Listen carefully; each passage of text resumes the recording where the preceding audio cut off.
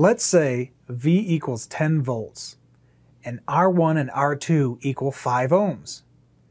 Since the resistors are in series with each other, the resistance can be added up for a total of 10 ohms between the battery terminals. Plugging this into our equation, we now see that the circuit has a current of 1 ampere. Knowing the value of I, we could determine the value of voltage at the output of the circuit labeled V2. The equation is now V2 equals I times R2, which is equal to 5 volts. We could double check our work by adding V2 to V1, which is the voltage drop across R1, and see if it adds up to V, the voltage of the battery.